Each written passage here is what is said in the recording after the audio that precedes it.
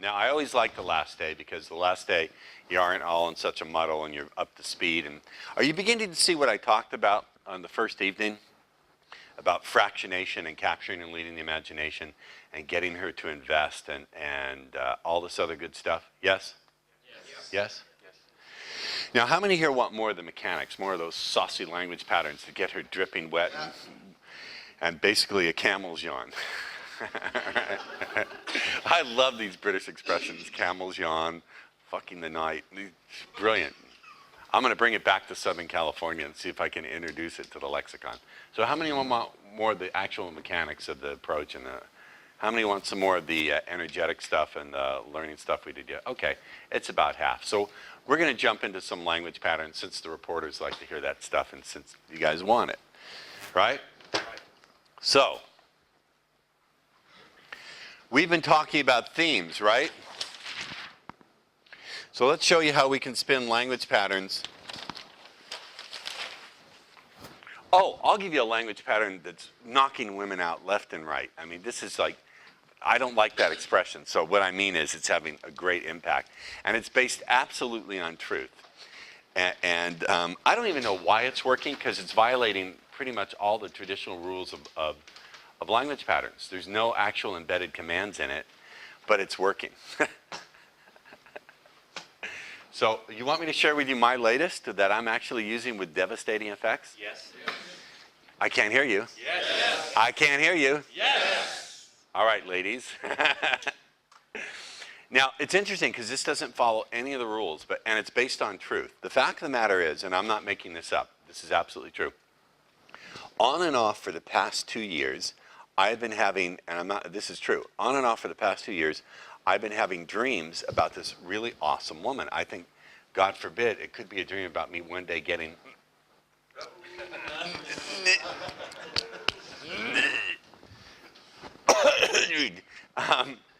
Anyway, and in every dream, she looks different, but the energetic pattern is absolutely the same. So I had this dream about 2 years ago, and this is a story, by the way, that I tell the women, right? I had this dream about 2 years ago where I'm looking for a place to live, and I see this beautiful cottage, and it has a for lease sign on the window and a number to call. And I know I shouldn't go in because there's no one home, but it's just so inviting I have to go in. And I go in and very clearly, this is a woman's place. The imprint of her personality and her creativity is all over this place. And you can see that she's a photographer. She's got her photographs are all over the walls, and there's a book on the coffee table. It says Bali. It's a picture book of this island, Bali, pictures she's taken. And clearly you can see that this is a person with great passion for their career, great passion for their life, that they have something that they really, really love to do. So I'm looking around, all of a sudden she walks in. She walks in and she's towing a little bag, flight bag that you use to pack things for a quick trip to the airport. And rather than being angry or upset or shocked or scared that I'm there, she says, "Oh, hello, can I help you?" And I say, "Well, yeah, I know I shouldn't have come in. I know I didn't ask for an appointment, but it just looked so inviting I had to come in." And rather than getting mad at me, she said, "Well, I'll tell you what, why don't I fix you a cup of tea? I'm on my way to the airport. I don't have a lot of time. Why don't I fix you a cup of tea and I'll show you around?" So she shows me around the place, and I'm looking, and I can see her passion for her work and her talent. She's really talented and really passionate about it. And then she says, "I'll tell you what, I've got to get to the airport. Here's a card with my number on it. Take all the time you want, make yourself at home, and when you're ready, give me a call." And I remember waking up from the dream thinking, wow, that is an incredible energy. How attractive. That first of all, she's grounded. That rather than being thrown by the unexpected, she's fine with it. Not only is she not upset that I'm there, even though she's in a hurry, and even though I don't belong there, she wants to make me feel comfortable. She has the presence of mind to make me feel comfortable. She doesn't view making a man feel comfortable as a bad thing. It just comes naturally to her. And then also she's got a passion for her life. She's doing something that she really loves. She's got something that she enjoys doing that makes her life worthwhile. I remember waking up from the dream and thinking, wow, if I ever meet that energy, that's the energy of the woman that I'm really, really going to love. Now, stop right there, guys. I used to just tell that part of the story, and even that would get women like, but I added in a part because it's true. And then I'll tell him, I say, you know, about a month ago, I decided to have the dream from the woman's perspective. I decided, let's imagine I'm the woman dreaming about this. So in the dream, I have this place to lease, and I'm in a hurry. I've got to go to another job. I'm going to the airport. I come home, and there's this guy there. And rather than being upset that this guy is there, the first thing I notice is his innocence. As I come in, he's looking at my work, and I go, wait a minute. This person means no harm. I instantly felt comfortable with him, and I instantly could see his innocence. He was looking at my work, and he was in love with my work. He could see the world.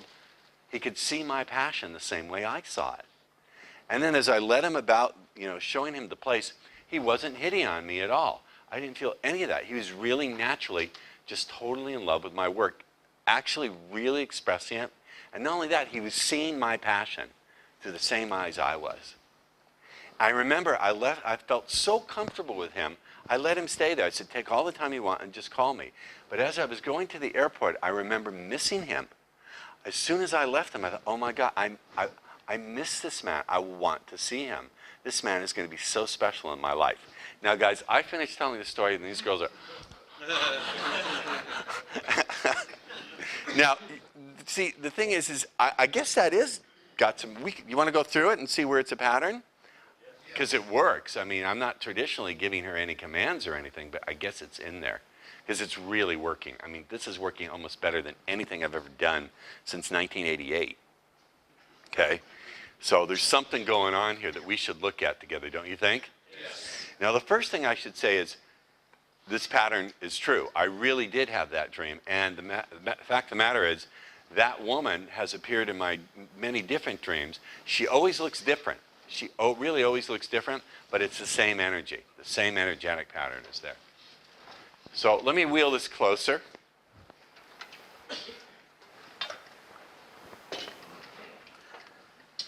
I think we can move this closer, huh? Way close.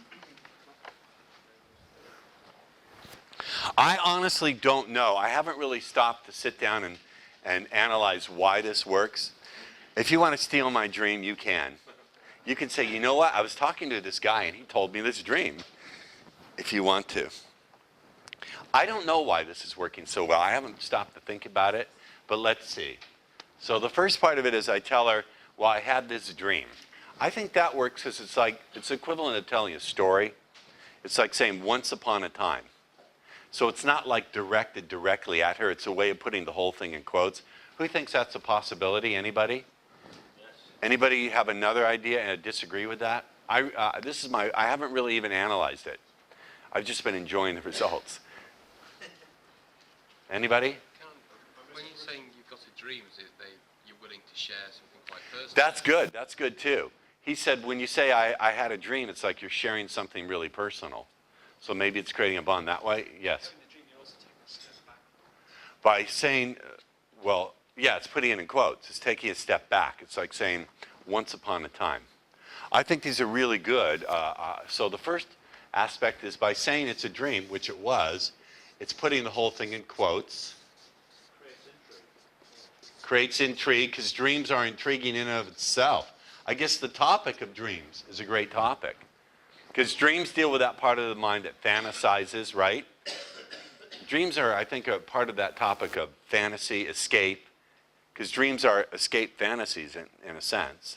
So you could also demonstrate expertise by saying that you are into dream interpretation. This is good too. It presents me sort of as an expert because I'm going to, it implies that I pay attention to my dreams. So it sort of shows that I have some depth. So, you know, it's interesting. It puts me in a good light. It's quotes. It's intrigue. Yes, back there.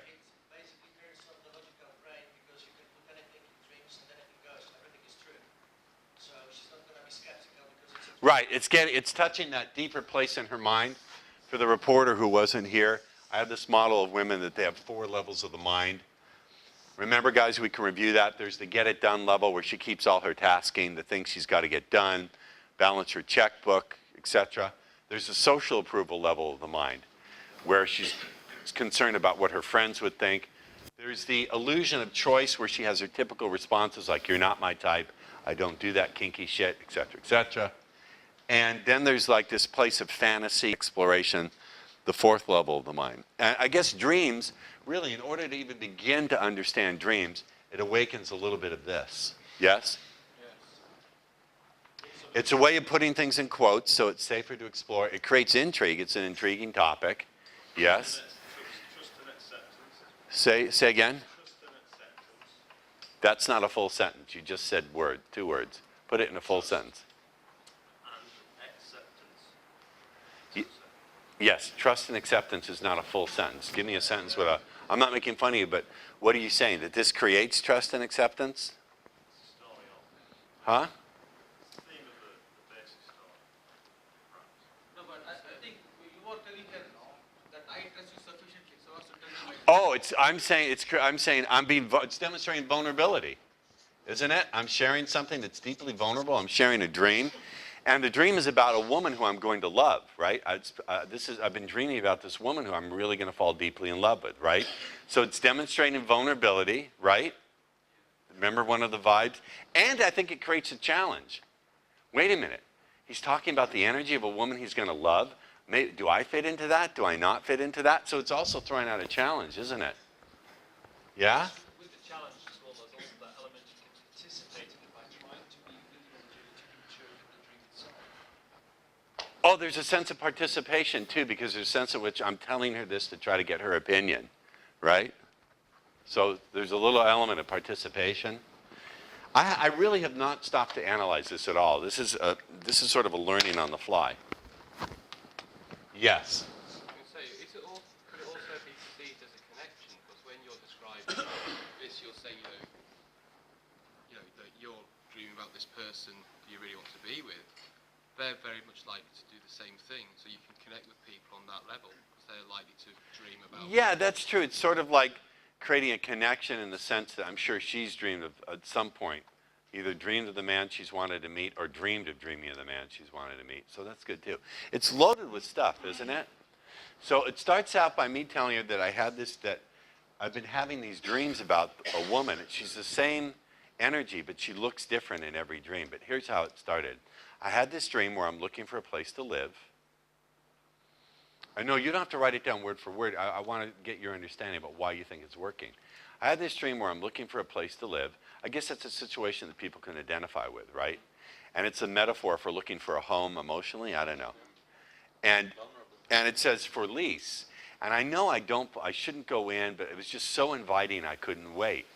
So that's a good, talking about how something's so inviting that you couldn't wait. And I go in there, and obviously the place a woman has lived there. It's got the imprint of all that female energy. And she's a person with great passion. She's got these photographs, and it's clear from the dream that she's a photographer, and she's really good at her work. She loves what she does. So why would that be appealing to women? It's discussing the topic of passion. Good. It brings up the idea of passion. And also, I think it's hitting the challenge buttons, right? Oh, he wants a woman who's got a passion for her life. It's sort of, in a sense, it's like a giant, this whole dream, the first part of it is like a giant screening mechanism, where in effect I'm saying that deep down in my soul, I'm looking for certain things in a woman that have nothing to do with her physical appearance. I think that's the essence of it right there, guys. I think the essence of it is the dream is saying, essentially the implied message is that I'm a person with standards, and the woman I'm really going to deeply love, it's got nothing to do with her looks, because I don't mention her looks in the dream, do I? It's just the qualities of energy. So it shows that, oh, deep in this guy's heart, he's screening, and he's also open to true love. So I'm open to true love, which makes me appealing, and I'm screening for non-physical things, which makes me a challenge, and it shows I have standards. Does that make sense? Yes. And then I talk about how I begin to say the things that I like about her. That first of all, she's not startled by something that's unknown. Instead, she's completely cool with it. She's grounded, and the unknown, the unexpected doesn't throw her. She's fine with it. And then I say, she's got a passion for her life, and even though she's clearly in a hurry, and I don't belong there, she makes the time to make me feel welcome. That's an embedded command.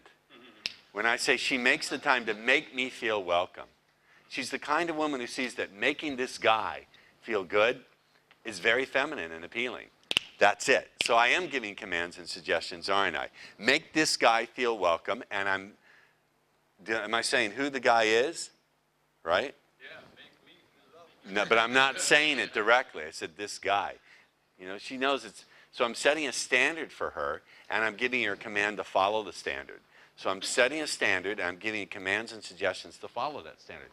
See, this just rolled out of my head. I really did have this dream. I'm not making it up at all. You also pre-frame the command by talking about the fact that she should be accepting when you enter her inner world, when normally she would feel... That's brilliant. I didn't think of that. That's true. In the dream, she's completely accepting of the fact that I've entered her inner world. There's a symbolic thing going on here as well, because her home represents her inner world, her deepest emotions, her private place. And while at first glance it seems that I don't belong there, she's actually completely comfortable with me being there, to the point where she makes me want to feel even more comfortable. So that's a good metaphor. There's a metaphor in it too. Metaphorically, the metaphor of me entering into her home that belongs to her, the place where her passion is everywhere.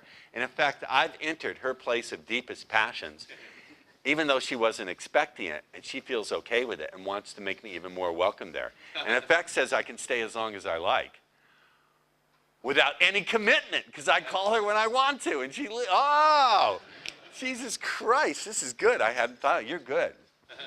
Yeah, there's a metaphor there that's very attractive, isn't there? I hadn't even thought of that. I really hadn't. So the metaphor is attractive. Yes? So if you were to add in, stay as long as you like, leave when you wish. But that's what she says. Stay as long as you like, and call me, call me. It's available. She said in the dream, stay as long as you like. It's available for you. Just call me and let me know what you'd like to do. That's perfect. But I'm saying specifically, leave when you wish. I'm not going to even, why would I bring up leave? Why would I even suggest it? Because then you've got an exit. No. Why would I even want to suggest the possibility of my no longer wanting to be there?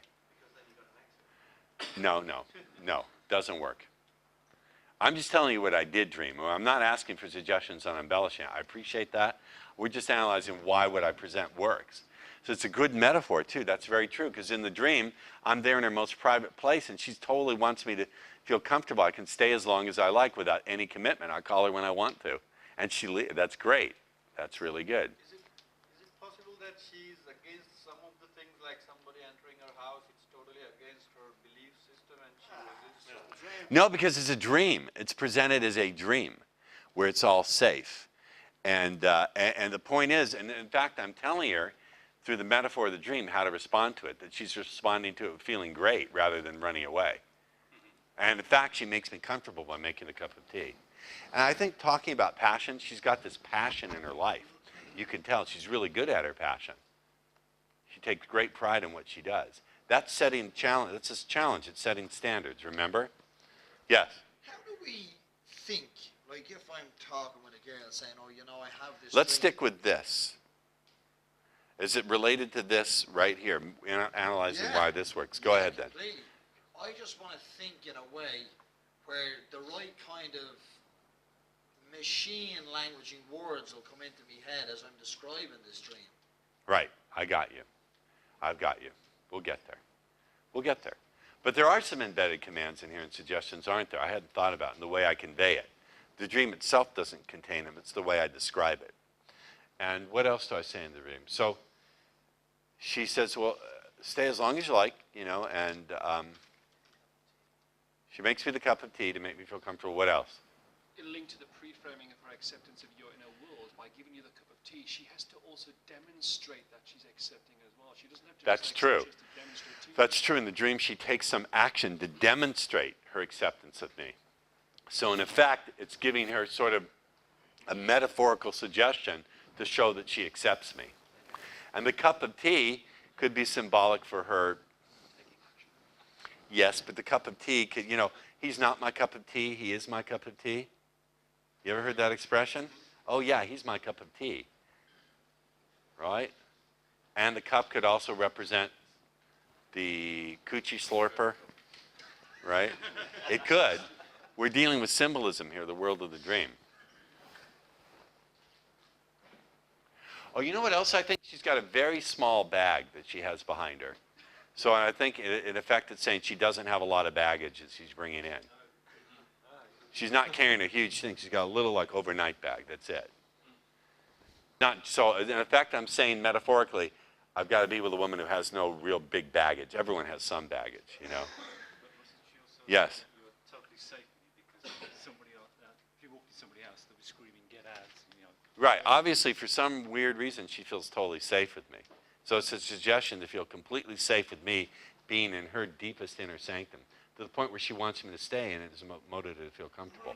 Now, I know some of this also clearly, at least to me, the fact that she feels good making a man feel welcome, that makes her feel more feminine, not less, is setting like it's, in effect, it's setting a hoop for her to jump through, saying, hey, I want to be with a woman who has no problem making a man feel welcome. To her, that makes her feel more feminine, more powerful. So we're setting standards and offering suggestions how she should behave. Yes? There's a book coming, What's that? the Bali book. What's that about? I don't know. That book of photography about Bali, I guess it represents an exotic location. It represents escape, She's right? successful. It represents Bali. You know, she's got a book of photographs that she took in Bali. I guess it represents she's successful, but also Bali, I guess, what comes to your mind, the island of Bali? It's romantic, yes. What else?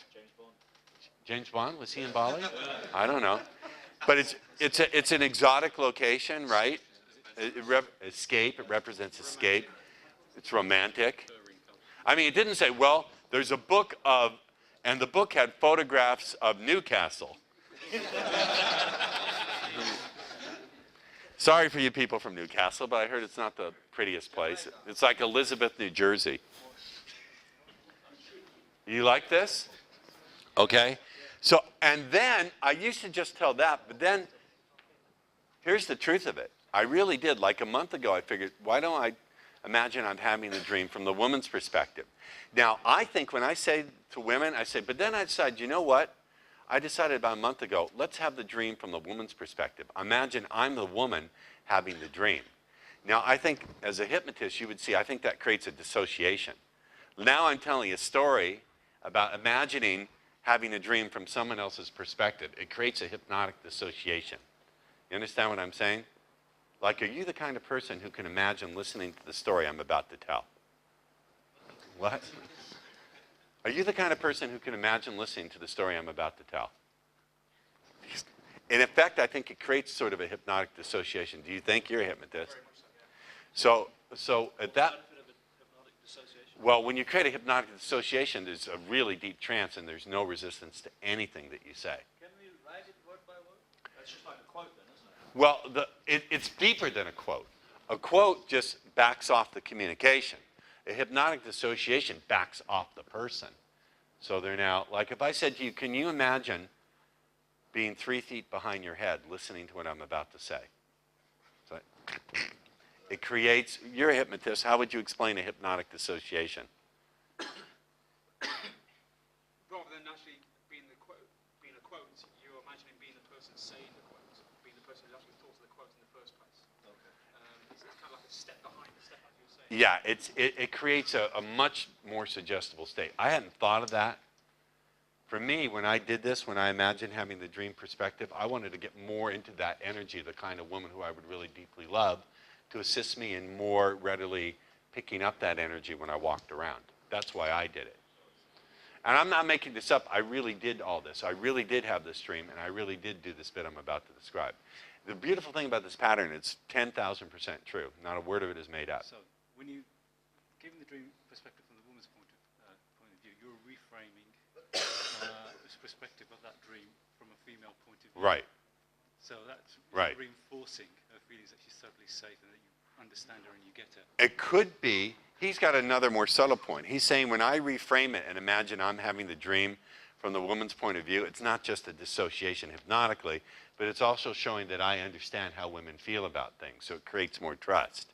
That's wicked. If in effect, at the same time I'm deeply hypnotically dissociating her, I'm also doing it in a way where it creates even more a sense that she can trust that I'm a sensitive guy. That's really good. I hadn't thought about any of this. I didn't plan any of this. This was not pre-structured. It just rolled out of my head. And again, I'm not making any of this up. Every word of this is true. I really did have that dream, and I really did do this next bit. I'm not kidding. It's all true, every word of it, yes. Yeah, sorry, with the dissociation. So not only now have I got to imagine a picture of Ross's dream in my own head, I've now got a picture of Ross's imagination of himself as a woman having a dream in my own head.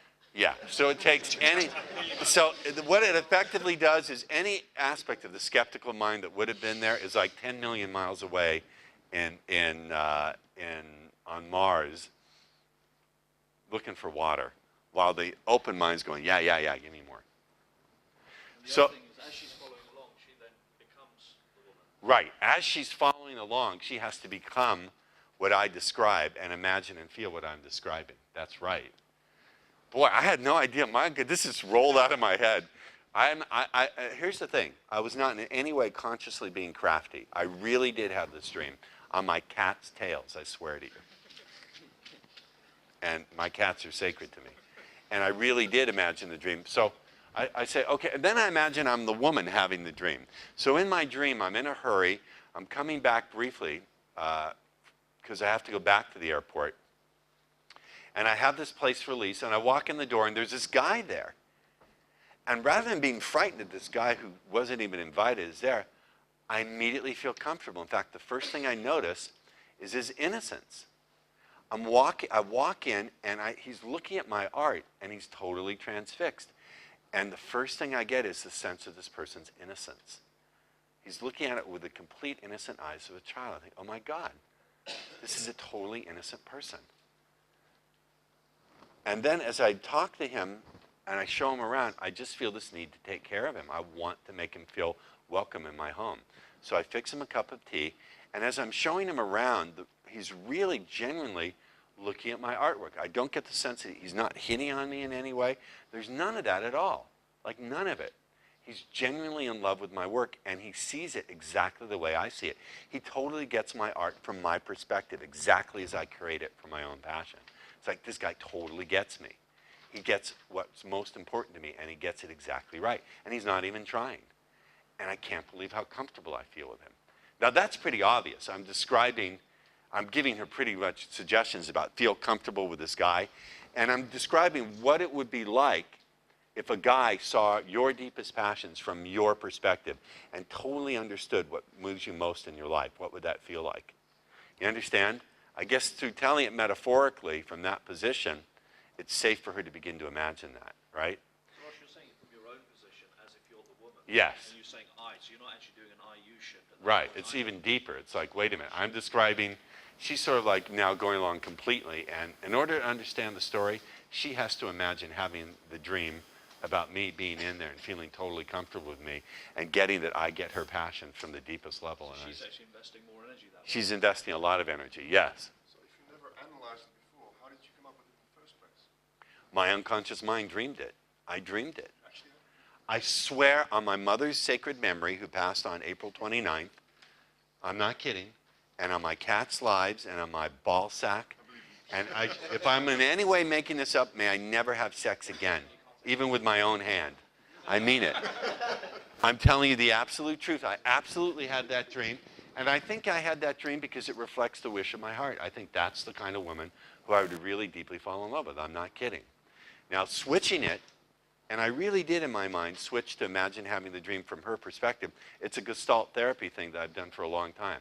I'm very much into my dreams, and I will often take on the different perspectives of different characters in my dream. Because my belief is that everything in your dream is just a split off part of you that you've dissociated from. So I do this anyway with dreams. So I think by talking about the dream from the perspective of the woman in my dream, I'm now having the dream from the perspective of the woman in my dream, which is I think that's a triple dissociation.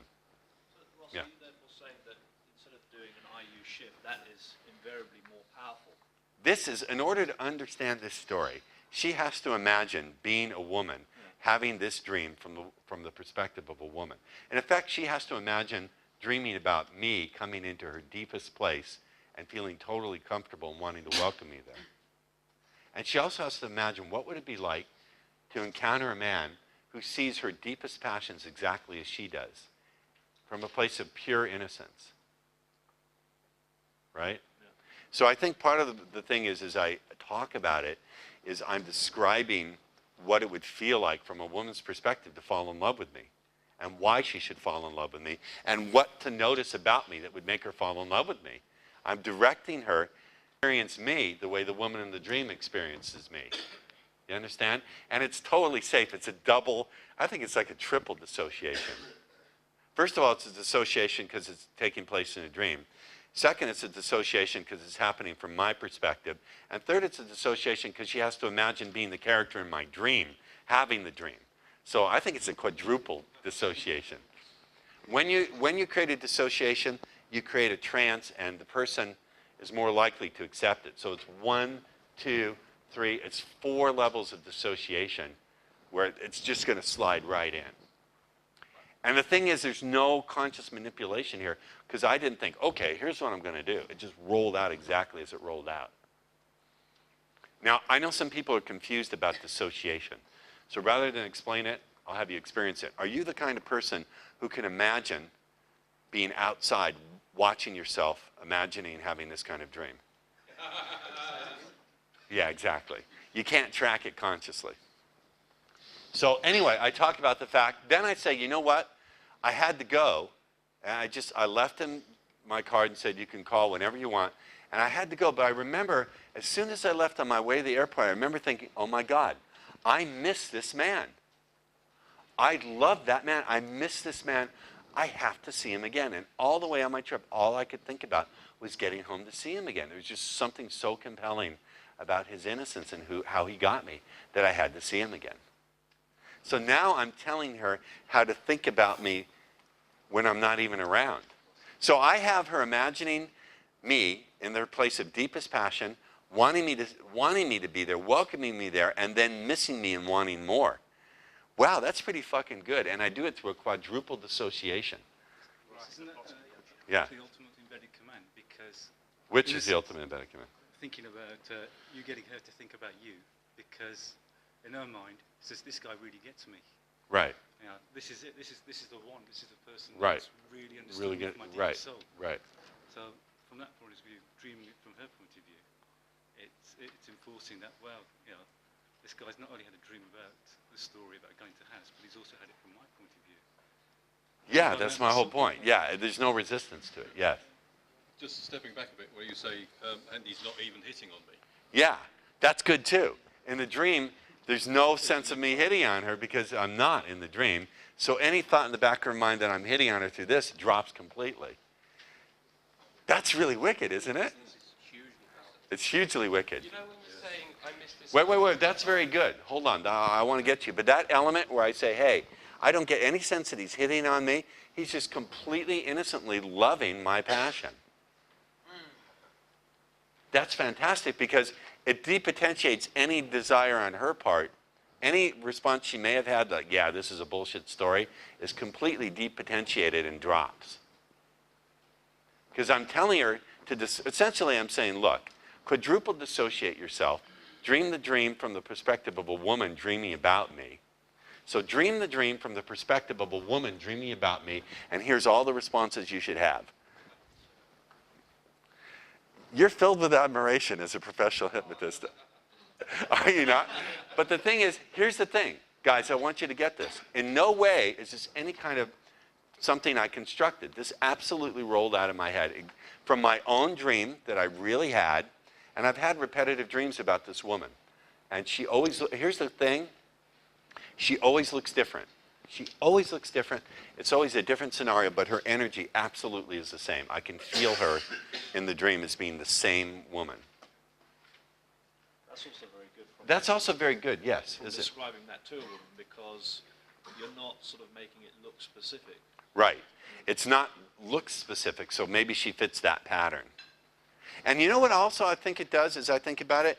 It touches, remember we talked about yesterday that boyfriend destroyer, where you say, well, if you discover he's not with you in the way you truly want him to be. This, I think, is also touching that place in her mind where she thinks about how a guy would be with her in the way she truly would want a guy to be. It's, in fact, it's a dream from that part of me that dreams about what it would be like if I were with a woman in the way I truly want her to be. So to match it, she has to like call deep into that place in her mind where she thinks about how she would like a man to truly be with her. So if there's a man in her life, I think it acts as a quadruply dissociated boyfriend destroyer. This is like back, you know, it used to be in the era of nuclear missiles, they would only have one warhead. But then they came up with multiple independently targeted reentry vehicles where one missile could carry 10 hydrogen bombs, and they could all, once it was in orbit, it would drop them in different locations all over the country. So I think it's like a ICBM with a MERV warhead. Also say, because there's a man in that picture. By the way, your answers are fantastic. It shows you're really understanding. Had I presented this at the opening evening, you wouldn't have gotten it. Yes. Because there's a man in that picture, it shows that you're comfortable around her being with other men. No, that's not what it says. No, then you say that there's a man in that picture, In which picture? in her dream. So there's a man, or it's No. you. I'm the man. Oh, I'm the man. I am the man. Yes, more contributions. I like this. See, this is mutual learning because I'm learning this as I go. I've never, up until this moment, stopped to even analyze this. I've just been using it. Yes, back there. I think it's also generally a very romantic way of meeting someone. Yeah, it is kind of romantic, isn't it? That's true. It's an unexpected meeting. It's sort of like something in a movie. It's not like you go out on a date. It's like, here she is. She's going about her life. She probably is like coming from the airport, coming home briefly to pick something up and going back to the airport. She's busy with her life, and what happens? She walks in, and there's love right under her nose. You're right. It is deeply romantic, the whole thing, isn't it? Jesus Christ, I am a genius. Yes. I'd say when You guys are all really awake today. Give yourself a hand. I'm deeply proud of all of you. He's looking at me like I'm somewhere between Darth Vader, Hitler, and a giant turd. So Ross, are you playing with the sense from a romantic novel, playing with the fantasies? So that fourth level of emotion. Yeah, this is all going into the fourth level of her mind. Yeah. And also, in order to understand this dream, because essentially this dream is about me connecting with a woman who would be with me in the way I truly want her to be. And it's about her accidentally walking in and discovering someone who connects with her in the way she truly wants him to be. It's about unexpected, deep connecting love.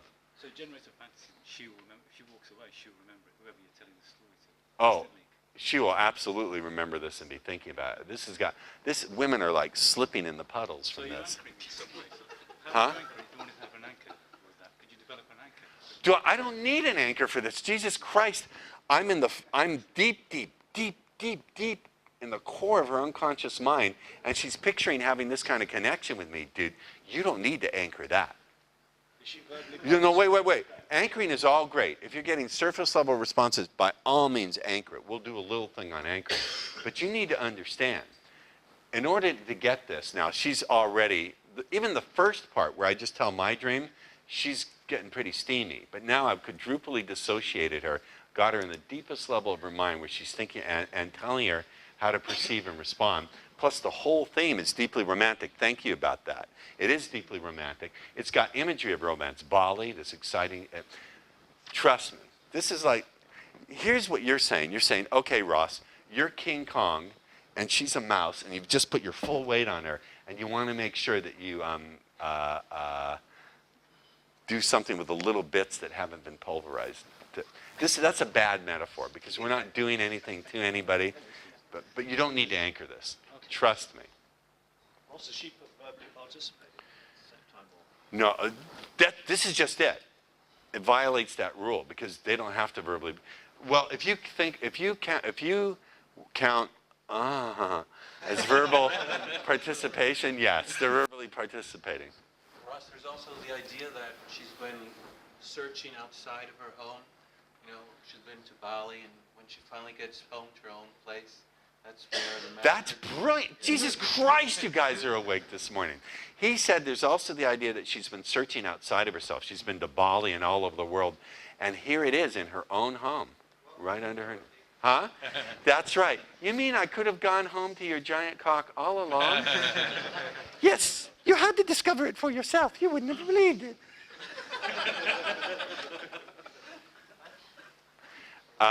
Wow, yeah, God damn, you guys are teaching me. You really are. You guys are teaching me, and I'm thrilled. What a group. See, now, had I presented this Friday evening, would you have been able to participate? But look how much you actually understand as opposed to what you thought. Look how much you're really getting it. These are excellent answers. Excellent answers. What was I going to say? Yes. When you're saying, you know, when I miss this person, would that be an idea at that point when you report a break report and say, well, when I feel his presence again, and then come back? No. You don't need to gild this lily.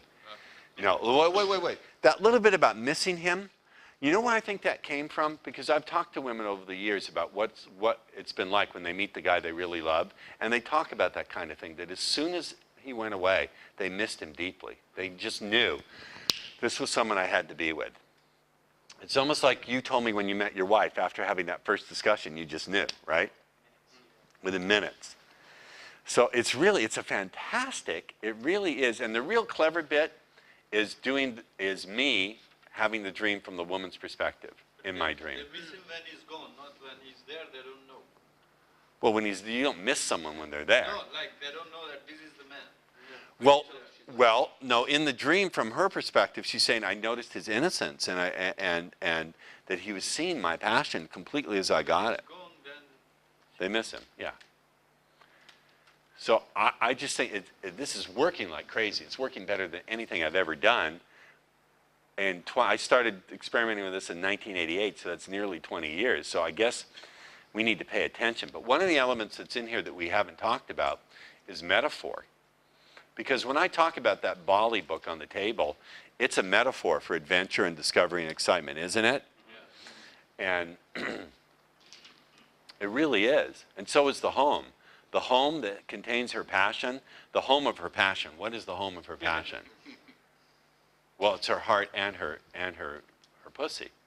So that's a metaphor provided by my unconscious mind. When you dream, it's all presented in metaphor. The unconscious can't directly say what it's about. Yes? So can you flow from talking with her about this dream into, oh yeah, by the way, a friend of mine was telling me this joke about Paris Hilton.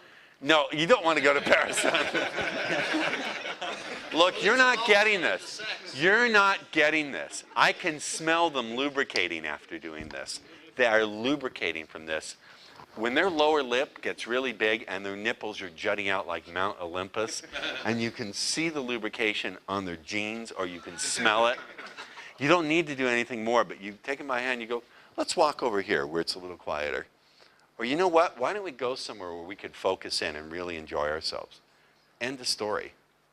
You don't need to go talking about the joke about Paris Hilton. You're so cute. You're like one of my favorite students. Really, because you're so fucking funny. Did you guys, hold on. I'm sure the answer is yes, but did you get the Beavis and Butthead cartoon series in England? Did you get Beavis and Butthead? Was it popular here? Jonathan, was it popular here, Beavis and Butthead? Huh? Well, you remember, I think it was, hey Butthead. Well, hey Beavis. It was Beavis. Which was the guy with the blonde hair? Beavis. You know how Beavis would do, Butthead, huh? Beavis would do cornholio. Remember, he would drink coffee and turn into cornholio? You're sort of like an Irish cornholio.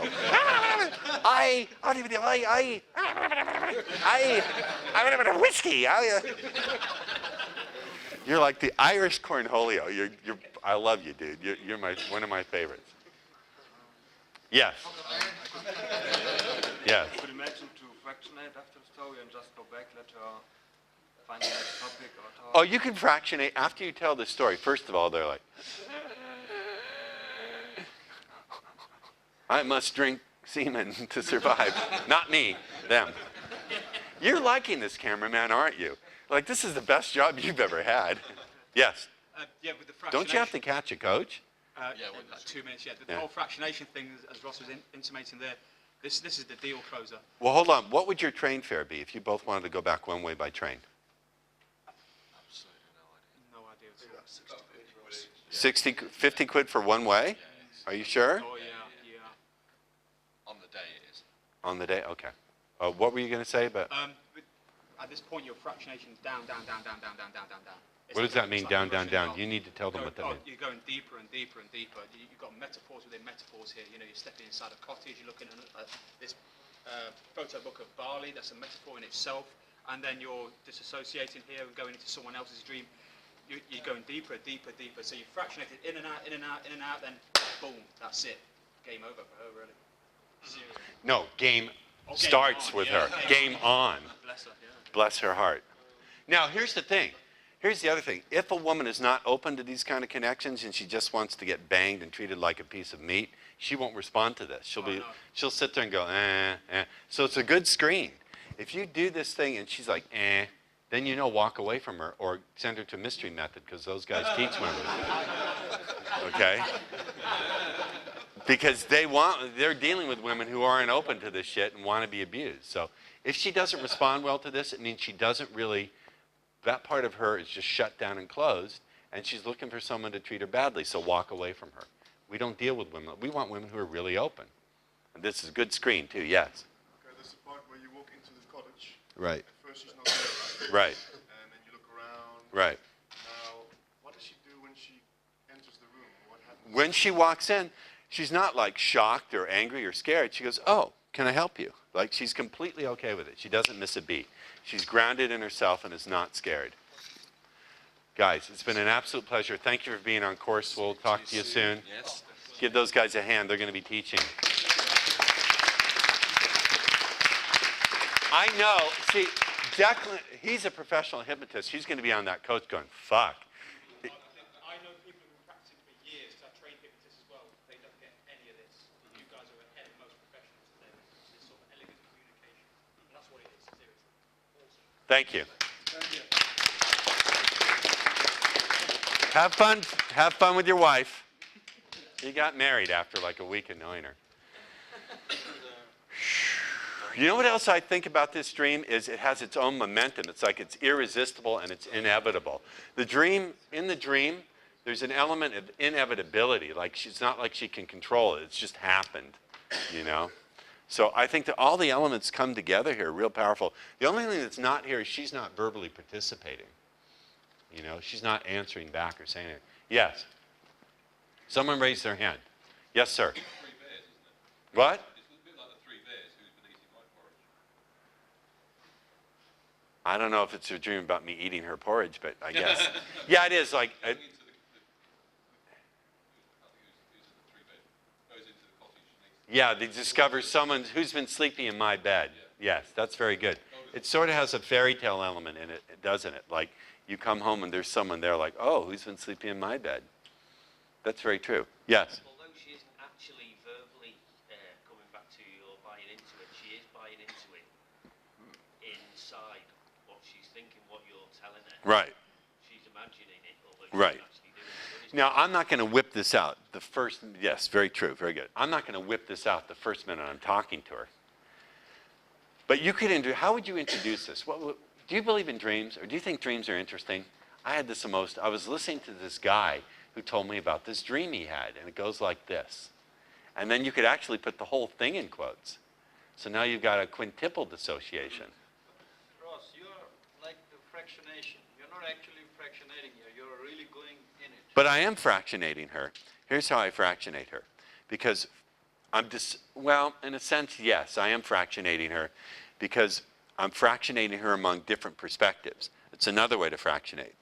If you can get someone to imagine something from their perspective, and then from your perspective, and then from the perspective of a third party, that's fractionating because you're going back and forth between what view they're taking of it. That's a different form of fractionation. You understand? Yeah. I mean, you get somebody who's open. Are you paying attention to your feet? 20%? Did anyone remind him last night? Who reminded him? Keep doing it. When you're getting somebody that's open and willing to talk with you on these topics, you get instant rapport. You don't have to build it up with them because they're already with you on this. Well, at least I don't confuse curiosity with rapport. They're not the same. Someone could be curious and not in rapport with you. Someone could be in rapport with you and not be curious. Rapport is just a sense of an unconscious connection. It's an unconscious feeling of unconscious connection, that the unconscious minds of the two people are resonant together. You can have rapport with someone and not like them. And they can be actively disliking you and still be in rapport. So this fractionation, what exactly is it? Fractionation is moving back and forth between two or more things. You can fractionate different vibes. You can fractionate different visual perspectives. You can fractionate whether you're paying attention or not paying attention. I'm trying to get you to learn to fractionate your communication. Your communication is all 100%. Did you guys see Spinal Tap? This is Spinal Tap. And in the movie, this is Spinal Tap. Their amplifiers go to 11, right? Ours go to 11. Well, why don't you just go to 10 and make 10 louder? Because ours go to 11. You're like Spinal Tap. Your amplifier, your intensity amplifier is always on 11. I would like to teach you to fractionate the intensity with which you communicate. Sometimes communicate at 11, but other times communicate at 5 or 1. To go back and forth between levels of intensity would be the ultimate fractionation for you. Do you get me? And also fractionate the speed at which you process life. You're processing so quickly that you can't possibly extract maximum information because everything's flying by. So you could try to speed up the world to match you, or you could fucking slow down. And I know how to slow down. Like, just, you can bring the 20% and go 30. That's right.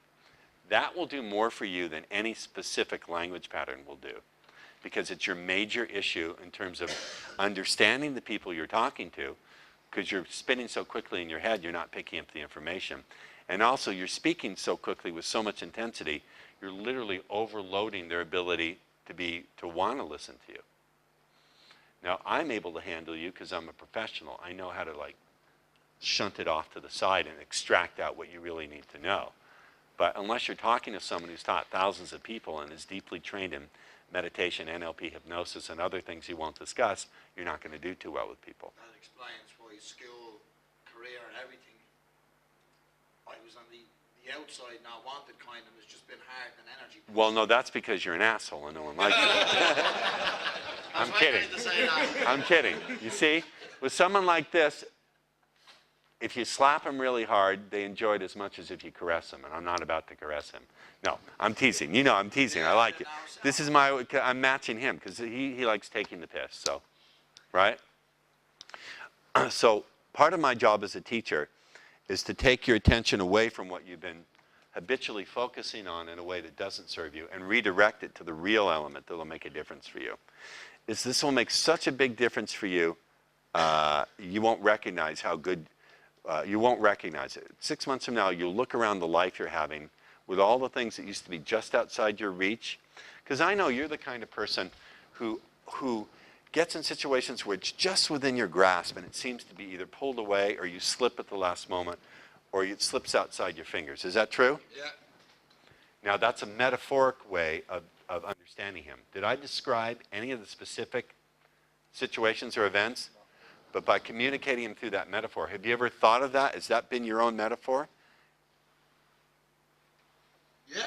Have you ever metaphorically thought that things slip from your grasp at the last minute? Have you? Yeah. Yeah. So I pulled his own metaphor from his head because watching him and putting aside myself and getting rapport with him, I can see his own metaphors. I know that he's thought of life at times as being he gets this close and it gets pulled away or you slip, right? Have you ever thought of yourself as someone who slips? Yeah, yeah. Yes. I consistently tell myself I'm within touching distance. Yes. See? Now, he didn't tell me this before, but I picked up the metaphor. Because I'm so in rapport with him, I can understand his metaphorical world. When you can understand other people's, look here, this is really powerful. People don't resist their own metaphors, because metaphors are the deepest way that people speak to themselves, and they organize all the other sub-communications that people have with themselves and how they perceive their world. So if you can pick up on other people's metaphors, then it's an incredibly powerful personal tool. Now, often, if you pay attention, you can pick up the metaphor. He didn't say it. I picked it up because I've trained myself to do it. But if you read, for example, women's online profiles, they'll give you their metaphors. And I've given you some of my personal metaphors, but you haven't listened. You haven't listened. One way to detect people's metaphors is what they speak about over and over again with a lot of enthusiasm. They will tend to organize other elements of their lives around that metaphor. Now, what have I spoken about to you all weekend? Cats. That's right. If you could talk to me about cats or couch things, you know, if you said, you know, Ross, I don't know if you could strut along this fence when you strut along the fence of this idea, or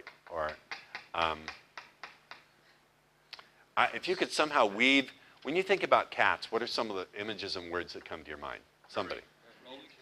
Furry. What? Well, milk. What else? Furry. What else? Purring. Playing with string. Mouse. Hairballs. Who said smelly? You're right out. Out. My loves are cats, aviation, right? If you could say, you know, I don't know if, let me give you an idea of, see if you can bring it in for a landing. I would go, what is it? Forget it, because I'm forewarned is forearmed. But you understand? So in his case, I just know. Also, there's something in his movements that told me that something, I don't know how I knew, but I picked it up. So one of the things in this dream that makes it powerful is there's a lot of metaphors in it. The home, where she has her passions, the place of her passions, that represents the heart and the vagina. The cup of tea, oh, he's my cup of tea. Have you ever heard that expression? Common folk sayings like a stitch in time saves 9, that's a metaphor for something. They're not really talking about needles and stitches, right? So one way to learn about metaphor is to write down common slogans. Do you have this one in Britain? If it looks like a duck and walks like a duck and quacks like a duck, it's a duck, right? What does that really mean? Is it about ducks? Can someone tell me what that means?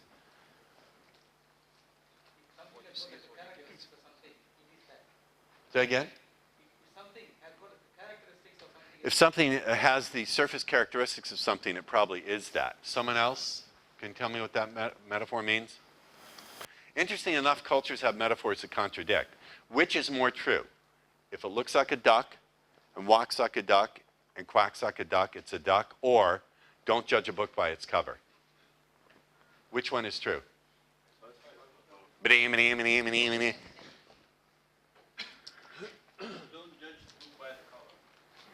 if it looks like a duck and walks like a duck and quacks like a duck, it's a duck.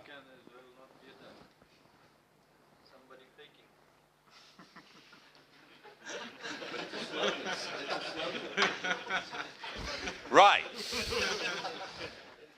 So here's my point. Listen, one of the things that makes dreams, the whole thing about this dream is there's a lot of metaphors in there, isn't it? And there's a lot of romantic themes. That's right. Bali is a romantic thing, a romantic getaway. The fact that here she is traveling around the world doing her thing, and love is right there when she comes home. And it happens unexpected. She's not expecting it. She's just coming home from the airport, and there it is, right there in front of her. It's effortless, yeah. There's a lot of good metaphor in there. Are you enjoying this? No, you, Mr. Beard Guy. Are you getting any of this? You look confused. All right. Do we need to change tapes? Ross, I got a new Do we need, Mike, are we changing? 3 minutes? Okay. You should have a go fractionate yourself. What? Oh, that would be a great shirt. Go fractionate yourself. That's brilliant. You get lunch with me. That's brilliant. I'm going to make up Ross Jeffries t-shirts. I'd rather be Sargent. Go fractionate yourself. I'm there in the 4th level of your mind. In the 4th level, you're mine. AFCs beware. I should have arrows pointing down to like my crotch and said, danger, wide load. Very good, I like it. I got sharp students.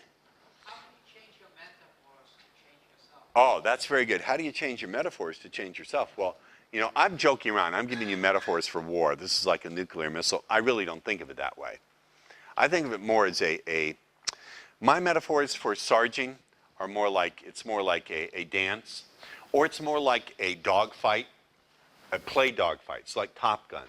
Did you ever see Top Gun? Top Gun School?